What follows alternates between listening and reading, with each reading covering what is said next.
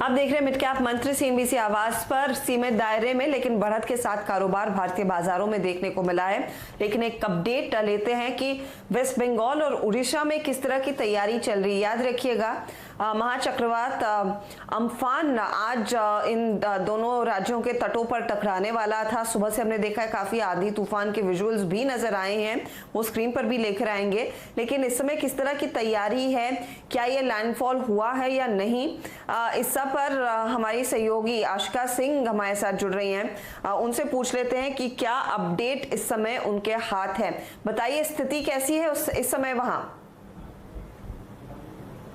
जी देखिए, लगातार बारिश और जो हवाओं की रफ्तार है वो बढ़ती जा रही है। तटीय इलाकों में भी यही हाल है। जो तटीय इलाके हैं विशेष तौर पर वहाँ पर लहरें बहुत ऊंची ऊंची उठ रही हैं और किसी भी समय दोपहर के बाद शाम के बीच ये तूफान जो है वो ज़मीन से टकराएगा। माना ये जा रहा है कि पश्चिम बंगाल के दीघा से बांग्लादेश के हतिया आइलैंड के बीच यानी मूलतः सुंदरबन, दक्षिण 24 परगना के सुंदरबन में ये तूफान टकराएगा ज़मीन से। जब इस जो हवाएं हैं उनकी तीव्रता 165 से लेकर के 175 और 185 किलोमीटर प्रति घंटा की रफ्तार तक होंगी। और सबसे ज़्यादा असर जो है इसका 3 जिलों पे पड़ेगा, उत्तर 24 परगना, दक्षिण 24 परगना और पूर्व मिदनापुर। इसके अलावा तूफान जब लैंडफॉल के बाद कोलकाता के पास से गुजरेगा, कोलकाता में भी हवाएं 100, 120, 130 किलोमीटर प्रति घंटे की रफ्तार से चलेंगी।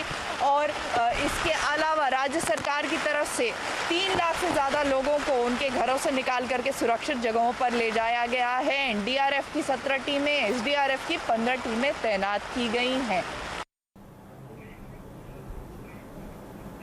तो तेज हवाएं चल रही हैं और आप अपना ध्यान रखिएगा। आशिका, आप वहां से सीधे रिपोर्टिंग कर रही हैं। जैसे उन्होंने कहा कि आज ही लैंडफॉल होने वाला है इस चक्रवात का।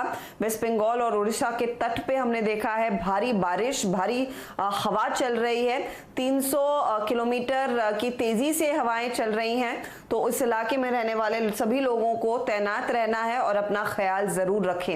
एनडीआरएफ पूरी स्थिति तैयार कर रहा है इवैक्यूएशन की और साथ ही साथ रेस्क्यू ऑपरेशन की। इसी मोड पर वक्त हो रहा है एक छोटे से ब्रेक का। भारतीय बाजारों में थोड़ी सी बढ़त कायम है। 8950 के हल्के से नीचे लेकिन आया तो है निफ्टी। तो देखते हैं आखिरी 1.5 घंटे का कारोबार एकदम क्रूशल रहने वाला है, उस पर हमारी नजरें बनी रहेंगी। लेंगे एक ब्रेक के बाद आपके लिए लेकर आएंगे नो योर कंपनी। नेस्को का मैनेजमेंट हमारा साथ देगा, उनसे डिटेल में होगी चर्चा। ब्रेक के बाद बने रहिए।